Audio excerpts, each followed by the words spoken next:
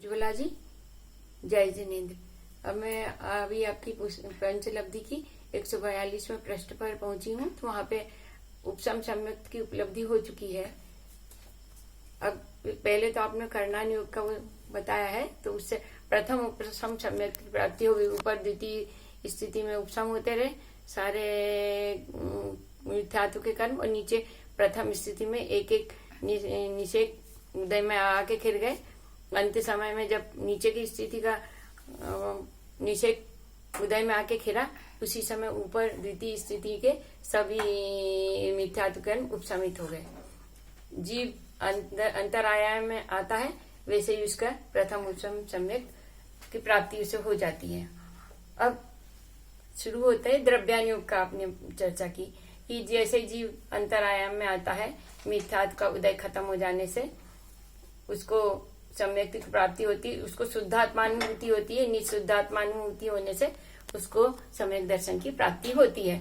तो मेरा कहना यह है कि निज शुद्धात्मा की अनुभूति मिथ्यात्व अवस्था में ही हो गई, यानी इसका मतलब आप कह रहे पहले उसको मिथ्या निज शुद्धात्मानुभूति हो जाती है, फिर सम्यक दर्शन उपसम सम्यक दर्शन हो जाता है।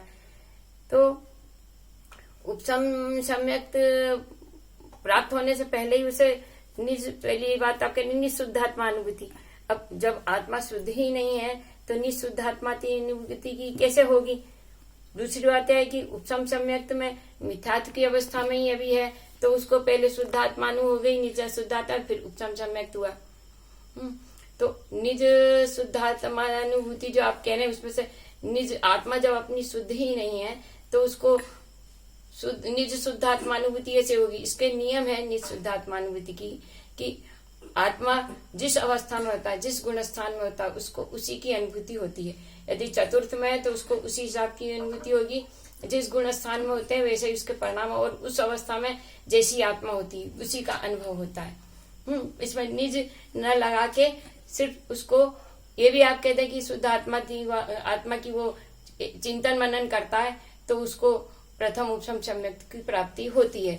अपनी आत्मा के विषय में चिंतन मनन करता है तो होती है, ये सही होती है। दूसरी बात आप बोले कि उसको सम्यक दर्शन, सम्यक ज्ञान, सम्यक चारित्र तीनों की एक साथ प्राप्ति होती है और मोक्ष मार्ग उसका प्रारंभ हो जाता है।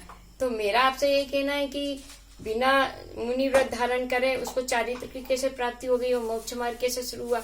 उसको वो वाला जो मुनि व्रत धारण करते हैं तब सम्यक दर्शन, सम्यक ज्ञान, सम्यक चारित्र तीनों की एकता सहित, तीनों सहित वो मोक्ष मार्ग की प्रारंभ होता है। लेकिन जिसने मुनि व्रत धारण नहीं किया उसको तो उस मोक्ष मार्ग का प्रारंभ नहीं होगा, उसका तो केवल सम्यक दर्शन ही हुआ, उपसम सम्यक दर्शन। तो ये सही है कि वो मिथ्यात्व से अलग हो गया, मिथ्यात्व उसका चला गया। लेकिन मिथ्या ये कि अब उसको मोक्ष निश्चित से प्राप्त होगा, लेकिन अभी उसकी शुरुआत नहीं हुई है मोक्ष मार्ग की। तीसरी बात आपने कहा भावना, अतीन्द्रिय आनंद की प्राप्ति उसे हो जाती है, ये कहा आपने तीसरी बात। तो अतीन्द्रिय आनंद की प्राप्ति कब होगी? जब उसका इंद्रियों के भोग छोड़ देगा। जब तक उसके इंद्रियों के भोग चल रहे हैं, उपभोग चल रहे हैं, तब तक उसको अतीन्द्रिय आनंद की प्राप्ति कैसे हो सकती है?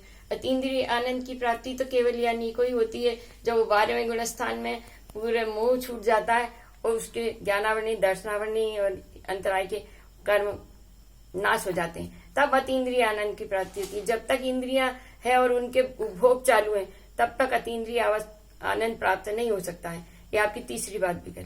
अब चौथी बात आपने कही कि भावना, कि जैसे ही आचार्य ने कहा है कि भावना का मतलब एकाग्रता है। वो जैसे ही आचार्य ऐसा कैसे कह सकते?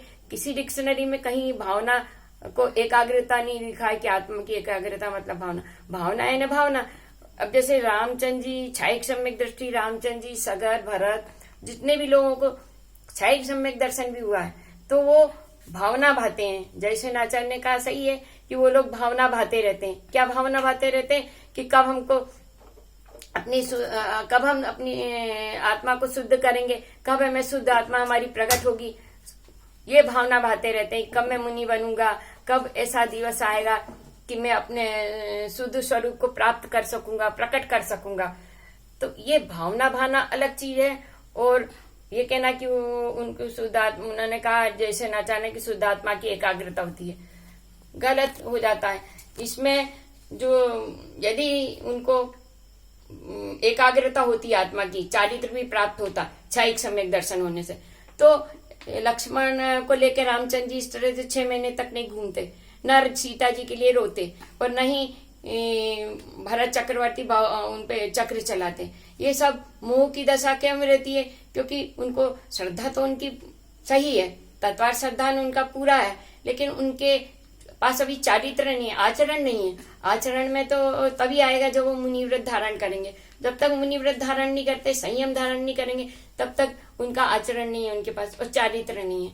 तो ये कहना कि चारित्र भी नहीं है और भावना जो है वो चारित्र, ऐसा नहीं है कि आप कहें कि भावना, जैसे नाचार्य ने कहा कि भावना मतलब एकाग्रता आत्मा के प्रति, तो वो भी गलत है वो जो आप कह रही हैं। और दूसरा आप ये बोल रहे हैं कि राग रहित आत्मानुभूति हो जाती है, निर्विकल्प आत्मानुभूति होती।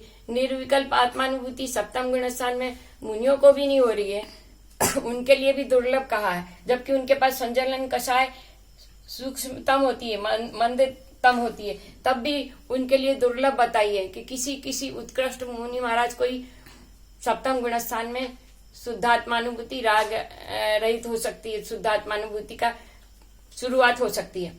तो आप प्रथम गुण स्थान में भी नहीं, वो मैं ही बोल रही हैं कि उसको राग रहित आत्मानुभव हो जाता है, तो फिर उसको सम्यक दर्शन की प्राप्ति हो जाती है। आप लोग कहते हैं कि आत्मानुभूति पहले हो जाती फिर सम्यक दर्शन होता है, मतलब मिथ्यात्व अवस्था में उसका 12वें गुण स्थान जैसा हो जाता है। ये अवस्था जो आप कह रही राग रहित आत्मानुभूति या निर्विकल्प समाधि, ये 12वें गुण स्थान की चीज है। शुरुआत इसकी 7वें से होती है, लेकिन 7वें में भी बहुत कम होती है। 8वें में जब छपक श्रेणी चढ़ने लगता है तब उसकी कुछ शुरुआत, शुद्धोपयोग की शुरुआत हो जाती है अच्छे से। इसमें तो सूक्ष्म ही रहती है। उसमें भी अंतर्मूर्त, जो मैंने पिछले सीडी में कहा था, वो अंतर्मूर्त भी 48 मिनट वाला नहीं होता है, 1 सेकंड में कई अंतर्मूर्त हो जाते हैं। तो इतने सूक्ष्म अंतर्मूर्त में चपक श्रेणी जीव चढ़ जाता है और केवल ज्ञान की उसको प्राप्ति हो जाती है। तो इतनी सी अवस्था में अंतर्मूर्त, वो 1 सेकंड वाले अंतर्मूर्त में जब वो ऊपर चढ़ जाता है, तो वो जो ऊपर क्षीण मोह गुण स्थान में आके उसके पूरी कसाएं क्षीण होती है, संजलन कसाई की। एक संजलन कसाई सप्तम गुण स्थान में रहती है, वो भी 9वें गुण स्थान से क्षीण होना शुरू होती है, जो 9वें 10वें और 12वें में आके पूरी मोह उसके खत्म हो जाते हैं। जब वो मोह रहित हो जाता है, राग रहित हो जाता है, तब उसको अपने स्वरूप राग रहित आत्मा का अनुभव होता है। ये कहते हैं शुद्ध आत्मानुभूति।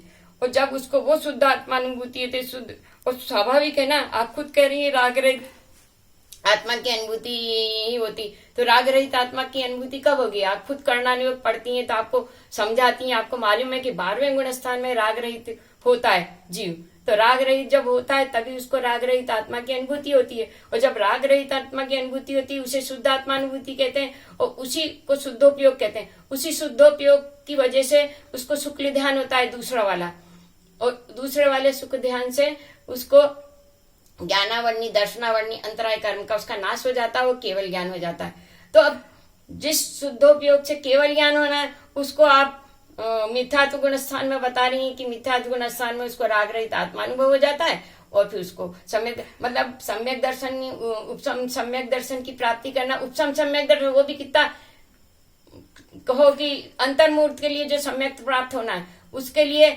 उसको वो वाला आत्मानुभूति हो जाता है जो 12वें गुण स्थान के अंत में होना चाहिए।